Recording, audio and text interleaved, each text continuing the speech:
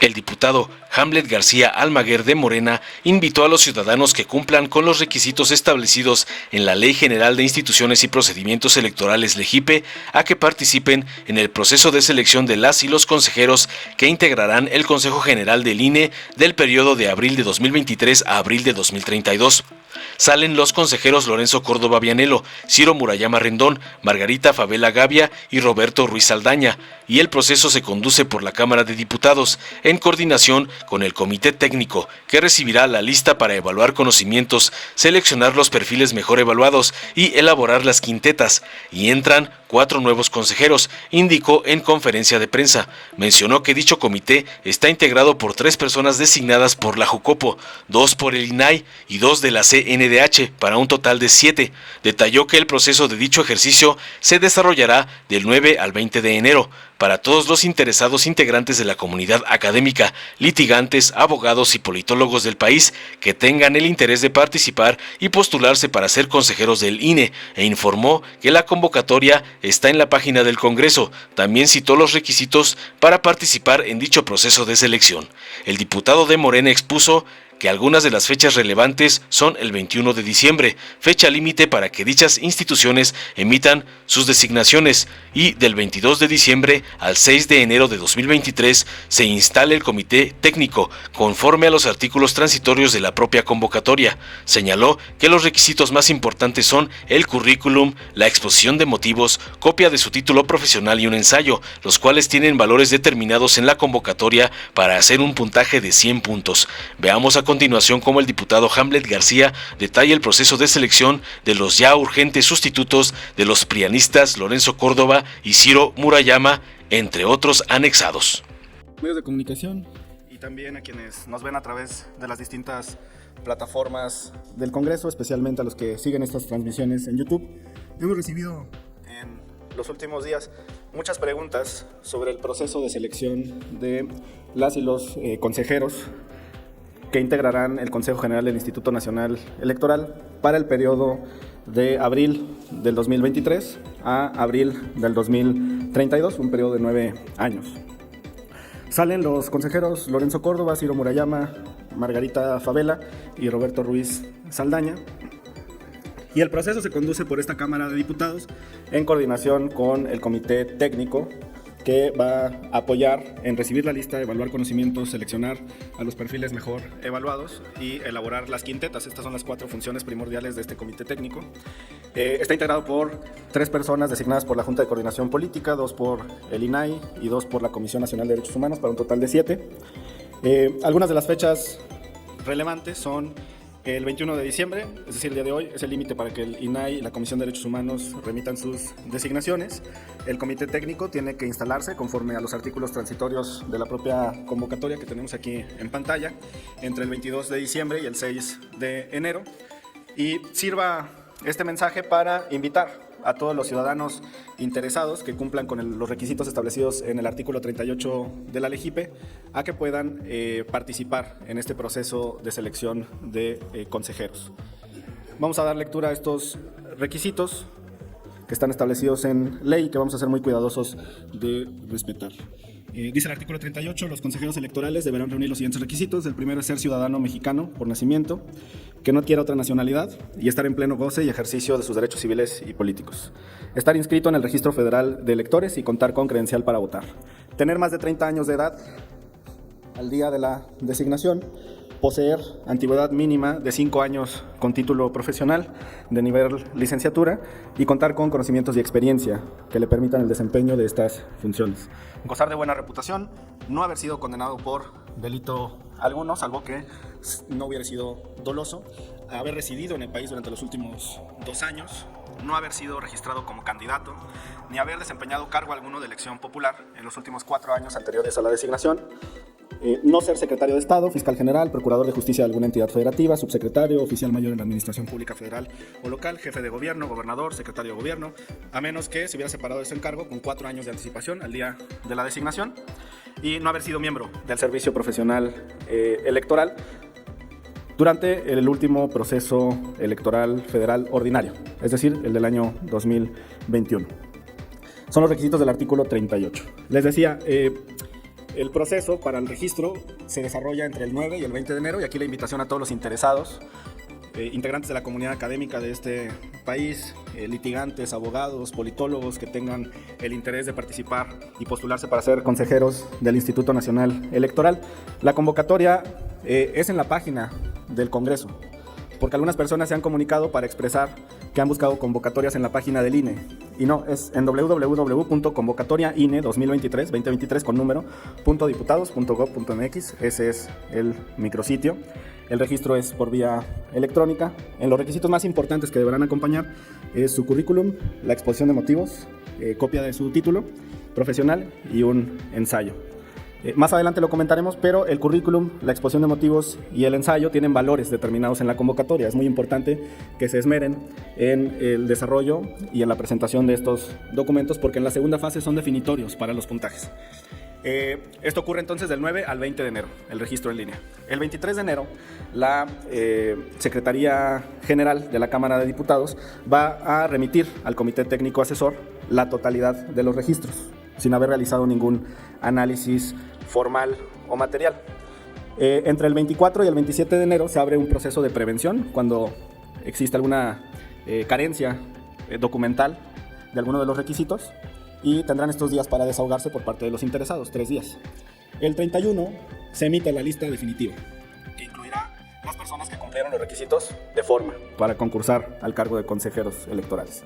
El 3 de febrero, el Comité Técnico remite a la Junta de Coordinación Política la lista de quienes cumplieron estos requisitos formales.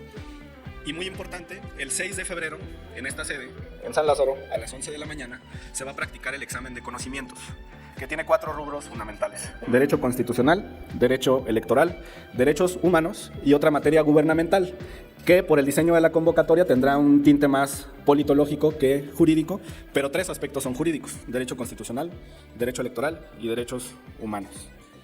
El top 50 de este examen en porcentaje, el 50% con más alto porcentaje en este examen del 6 de febrero, pasa a la siguiente etapa.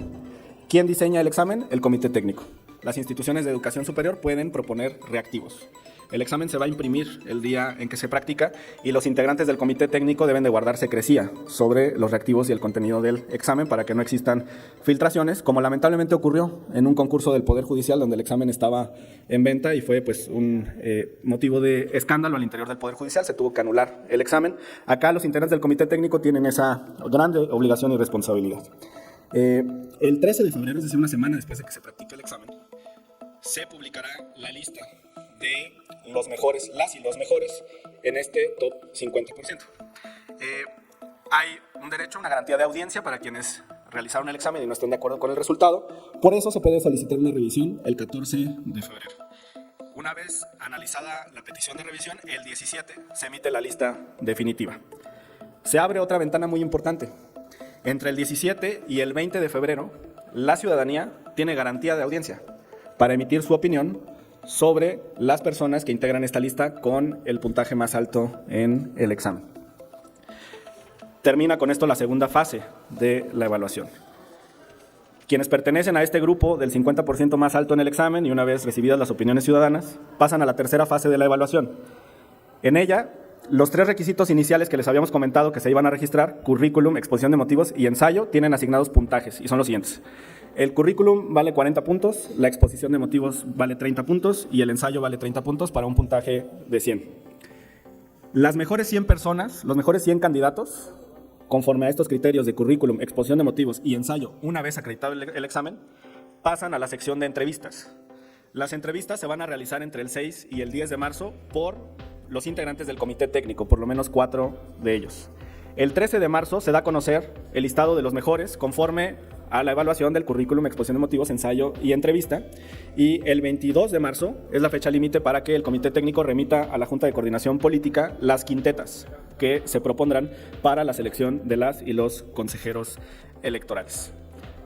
Hay una ventana para acuerdos de 2 semanas, entre el 13 de marzo, que se desarrolla la lista, incluyendo el 22 de marzo, cuando se mandan las quintetas, y el 27, que es cuando la Junta de Coordinación Política va a hacer la propuesta de consejeras y consejeros al Pleno de la Cámara de Diputados, con opción de votación el 28 de marzo, y en caso de que no exista acuerdo, en la votación se prevé el sorteo el 30 de marzo, de tal forma que tengamos consejeros designados con días de anticipación al fenecimiento del encargo de los 4 consejeros electorales que terminan en abril del 2023. Este es el proceso de selección de consejeras y consejeros electorales y reiteramos nuestra invitación a que participen los ciudadanos interesados en tener un mejor Instituto Nacional Electoral, un mejor árbitro, que estén comprometidos con la democracia, que se postulen si cuentan con los requisitos que acabamos de leer. Con esto terminamos el primer tema. El segundo tema es muy sencillo, es relativo a la reforma que está proponiendo el presidente de la República a la ley de aviación civil. Ha causado revuelo la modificación en torno al cabotaje. La exposición de motivos es muy clara. Se permitiría el cabotaje para que los permisionarios extranjeros puedan operar en territorio nacional vuelos domésticos, cumpliendo con los requisitos que establezca la Agencia Federal de Aviación Civil, y también analizando causas de interés público, utilidad pública, seguridad nacional, que la ruta sea de interés estratégico para el desarrollo de la infraestructura aeroportuaria del Estado mexicano, que cuenten con la opinión favorable del Consejo de Seguridad Nacional y que el aeropuerto objeto de la solicitud cuente con capacidad técnica y operativa acreditable, además del cumplimiento de otros requisitos legales y reglamentarios. Existen aeropuertos que están subutilizados en el país: Campeche, Minatitlán, los aeropuertos de Oaxaca, todos ellos, Mazatlán. También, por supuesto, el Aeropuerto Internacional Felipe Ángeles, el Aeropuerto de Durango, y la subutilización también genera que en ocasiones existan monopolios sobre ciertas rutas que están altamente concentradas y que afectan a los usuarios en las tarifas que se cobran por el viaje a esos destinos. Entonces, bienvenida a la competencia, por una parte, y por otra, que pueda desarrollarse plenamente el potencial de la infraestructura que tenemos en nuestro país. Pues con esto terminamos nuestro mensaje del día de hoy. Si hay una pregunta, muy bien. Gracias, diputado. Tenemos pregunta de nuestra compañera Karina Palacios del canal del Congreso. Hola. Hola, ¿qué tal, diputado? Buen día. Pues preguntarle su impresión respecto a los integrantes ya designados para este Comité Técnico Electoral, ya por la CNDH y el INAI, específicamente sobre las críticas que recibió una de ellas de la CNDH. Sí. Pues la Constitución es muy clara y también la convocatoria. El requisito consiste en tener un perfil adecuado, un prestigio para poder desarrollar este cargo.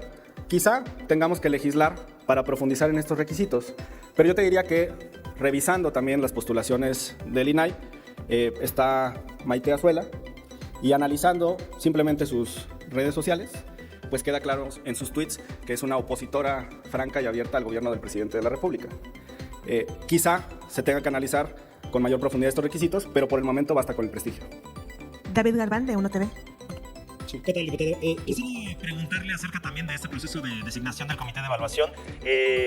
Hay señalamientos precisamente de que hay designaciones que se hicieron pues, por parte, digamos, de gente afín al movimiento de la 4T.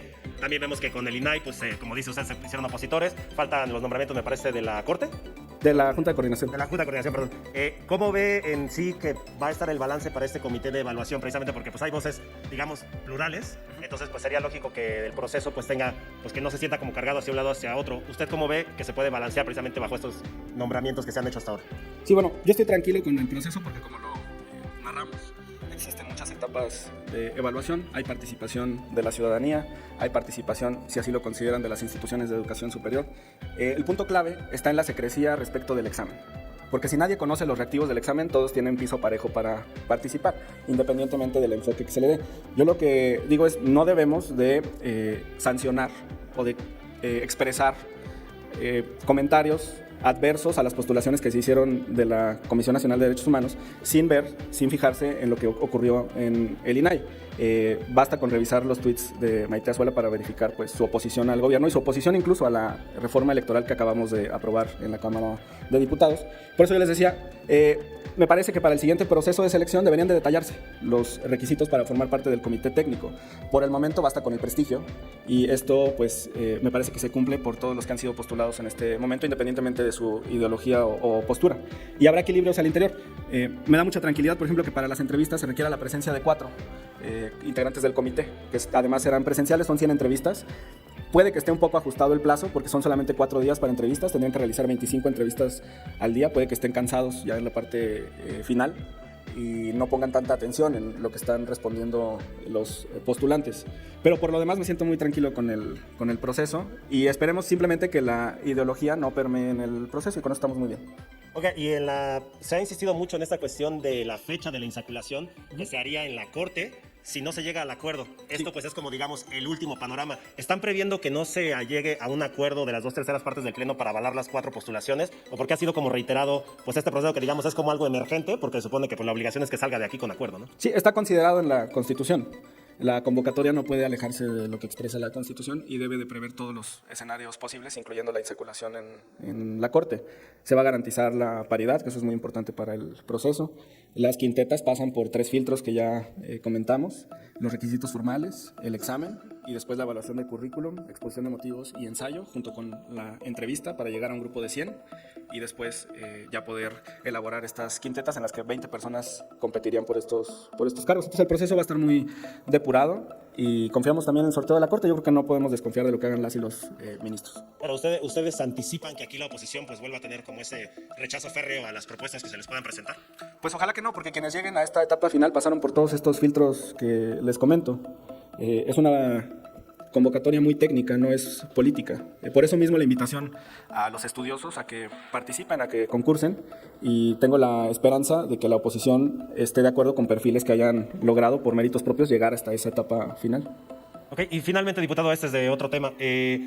Hubo un acuerdo al final de la sesión donde se aprobó la reforma electoral por vía legal, las 4 leyes que son precisamente en materia electoral. Se dio el turno hacia el Senado y después se leyó un acuerdo, que entiendo que era de la mesa directiva, no se aclaró muy bien de dónde venía el acuerdo. ¿Qué es lo que, a su entender, comprende este acuerdo? Porque se hablaba precisamente de que llegaba al Senado y si el Senado autorizaba, todo lo que ya se aprobó se remitía directo al Ejecutivo antes de entrar a la discusión de lo que se pidió retirar del artículo 12. Hay quien dice que no, que si discuten el artículo 12 y se llega a rechazar, pues todo el dictamen se cae y no se manda nada al Ejecutivo. ¿Para qué fue esta autorización y qué es lo que procede en cuanto a lo que se autorizó al Senado?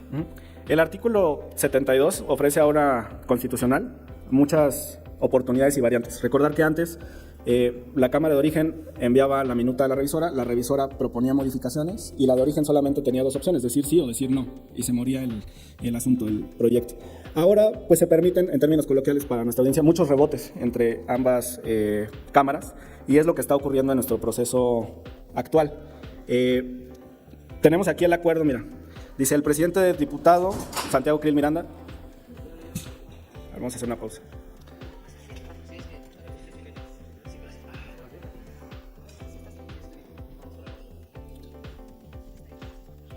Está bien, diputado. Bien. Bueno, dice el presidente diputado Santiago Krill Miranda.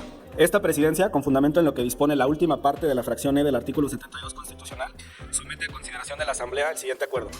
Vamos a proceder a dar lectura al acuerdo. Se autoriza al Senado de la República para que, de conformidad con lo que establece la fracción E del artículo 72, remita al Ejecutivo Federal el decreto por el que se reforman, adicionan y derogan diversas disposiciones de la Ley General de Instituciones y Procedimientos Electorales, de la Ley de Partidos, de la Ley Orgánica del Poder Judicial y se expide la Ley General de Medios de Impugnación en materia electoral solo con lo aprobado por ambas cámaras. Ahí está la distinción que hace el presidente del Congreso. Es territorio inexplorado, pero es muy interesante el diálogo que hay entre ambas cámaras del Congreso. Si hay una parte en la que existe acuerdo, y aquí hace la distinción el presidente de la mesa directiva, esa podría pasar directamente a publicación. Las demás pues se someten a su consideración. Pero yo te diría, si el Senado de la República está en contra de la modificación que logramos aquí, no rechazaría todo el proyecto, porque en lo demás existe un acuerdo. Incluso podrían desarrollarse votaciones separadas o subsecuentes, porque el espíritu del artículo 72 es precisamente salvar la mayor parte de la legislación en la que ambas cámaras tienen un acuerdo, contrario a lo que ocurría antes cuando por una pequeña diferencia se podía anular todo el proceso electoral. Siguiendo el espíritu de la Constitución, hay que buscar salvar la mayor parte posible de lo aprobado por ambas cámaras. Tendría que someterse al Pleno, digamos, para enviar ya al Ejecutivo lo ya aprobado, y ellos podrían discutir aparte lo otro. O sea, ¿esa sería una opción? ¿O cómo Textualmente, como lo acabo de leer, el acuerdo del presidente es autorizar al Senado de la República para que, conforme al 72, por una parte analice y por la otra, en lo que ya hay un acuerdo, se remita para publicación. Es la distinción que está haciendo aquí. Sí, es la distinción que está haciendo aquí. En el texto, que esto es de la Gaceta, bueno, del Diario de Debates, es textual de lo que expresó el presidente de la mesa directiva. Como te decía, es inexplorado y es muy interesante, pero yo estoy de acuerdo con esto que leyó el presidente de la mesa directiva. Jaime Brajero, de W Radio, diputado. Sí. Buenas tardes, diputado. Hola. Yo quiero preguntarle si ya tiene más o menos qué fecha tiene la Jucopo para presentar a sus 3 integrantes de estos y qué responde a quienes dicen que prácticamente Morena y sus aliados tienen ya a 5 de los 7 notables del comité bajo sus manos, digamos que serían personas afines a Morena, y también qué responde a quienes dicen que Morena se va a agandallar por lo menos con 3 de los 4 nuevos consejeros electorales. Sí, mira, el transitorio único de la convocatoria señala que la instalación del comité técnico debe realizarse entre el 22 de diciembre y el 6 de enero. Implícitamente significa que la Junta de Coordinación tendría hasta el 5 para poder culminar con estas designaciones, porque la convocatoria sí establecía la fecha límite para el INAI y la CNDH hoy. De tal forma que en los primeros días de enero estemos listos para desarrollar todo el proceso que te comenté. Sobre la segunda pregunta de los espacios para Morena, pues yo confío en que el Instituto Nacional de Acceso a la Información y Protección de Datos Personales pues es un órgano autónomo. Me queda muy claro que Maite Azuela es una opositora al gobierno del presidente de la República, lo ha reflejado abiertamente en sus tweets, y puede que alguno de los integrantes propuestos por la CNDH tenga afinidad ideológica con los postulados de la Cuarta Transformación, pero el requisito constitucional es el del prestigio. Si tendríamos que desarrollar otros prestigios, me parece que es una discusión muy importante para procesos futuros, quizá detallar o prevenir postulaciones como las que estamos comentando, tanto de un lado como del otro. Como el diputado Hamlet, buenas tardes. Angélica Melín de MBS, ¿cómo está?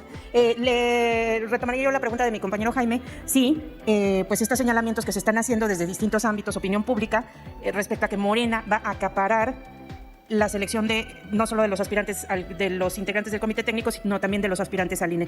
¿Esto es cierto? ¿Qué garantía da Morena de que eso no va a ser cierto, diputado? No, mira, dimos lectura a los puntos más relevantes de la convocatoria, tiene muchas fases de revisión, va a tener filtros muy importantes y van a llegar los que estén mejores evaluados a las quintetas que proponga el comité técnico. Incluso en las entrevistas está balanceado.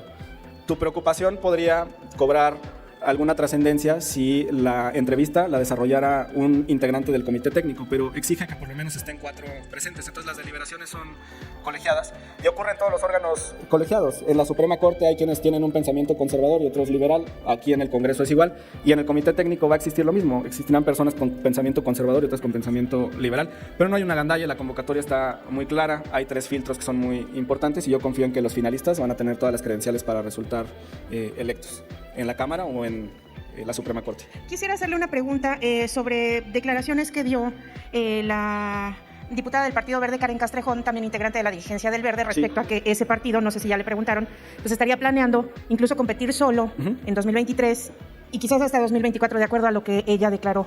Esas declaraciones se les ha dado la lectura que son consecuencia del tema de la cláusula de vida eterna en la reforma electoral. ¿Cómo lo toma usted como integrante de Morena? ¿Qué pulso tiene Morena respecto a estos señalamientos de sus aliados del Verde? Bueno, ese es un tema que compete a los órganos directivos del Verde. Yo respeto mucho a mi compañera Karen y también respeto mucho al coordinador Puente, y en el encuentro con el presidente de la República ellos manifestaron su disposición y compromiso en ir juntos en esta coalición legislativa y también electoral. Quiero reconocer que en el Estado de México, conforme a las encuestas, el Partido Verde tiene un aspirante, Cutolén, que aparece en diversos sondeos con 4, 5, 7% de las preferencias. Quizás sea una estrategia electoral que ellos aborden, pero estoy seguro que a final de cuentas las dirigencias de los partidos pues van a lograr estos convenios de coalición. La etapa de precampañas para el Estado de México me parece que inicia el 14 de enero. Ahora te lo digo. Aquí tengo el calendario. Mira, las precampañas son del 14 de enero al 12 de febrero del 23. Y el periodo intercampañas es del 13 de febrero al 2 de abril. Las campañas son a partir del 3 de abril hasta el periodo de veda previo a la jornada electoral. Entonces, en esta etapa de precampaña, pues es probable que el Partido Verde impulse a sus cuadros, pero yo creo que al final vamos a llegar a un buen acuerdo entre las dirigencias para ir juntos en esta coalición y poder sacar al PRIAN del Estado de México. Un reclamo por el tema de cláusula de vida, esta postura que está asumiendo el Verde. ¿Nos dice usted que es pura estrategia? No, claro que no. Los partidos políticos tienen autodeterminación y tienen también la legítima aspiración de llegar al poder. Nosotros estamos muy conscientes del peso que tienen nuestros aliados en distintas entidades federativas y creemos que siempre va a ser mejor ir juntos para derrotar a la derecha. Pero es su legítima aspiración, no se las vamos a coartar. Yo creo que vamos a llegar a un muy buen acuerdo ya en la etapa de la elección. Bien. Otra vez, W Radio. Diputado, en otro tema quería preguntarle cómo va el tema del proceso de desafuero del diputado Alejandro Moreno Cárdenas y qué es lo que se prevé. Se dice que prácticamente ese tema está como muerto. Sí, la discusión más importante en el fondo para los procesos de desafuero tiene que ver con la integración de la sección instructora. Por un diseño desde mi perspectiva incorrecto, el número es par. Prácticamente ningún tribunal tiene números pares. La Suprema Corte tiene 11 integrantes por una razón. Los tribunales colegiados de circuito tienen 3 integrantes por alguna razón. La Sala Superior del Tribunal Electoral tiene 7 integrantes por una razón.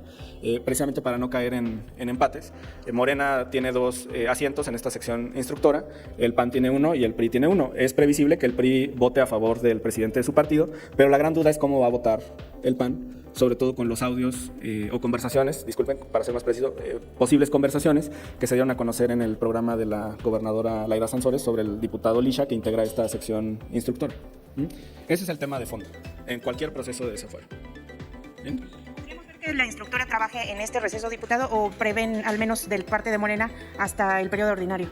Bueno, no he platicado al respecto con el diputado Bernabé, que es el presidente de la Comisión Jurisdiccional, pero se lo consultamos con mucho gusto. Que usted sepa, ¿tiene interés de tratar este tema en el receso? No he platicado con él sobre este punto, pero lo platicamos a la brevedad. ¿Sí? Bueno, No hay más preguntas, diputado. muchas gracias por su atención. Buen día. Dale en me gusta, suscríbete, activa la campanita y compártelo para que más gente lo vea.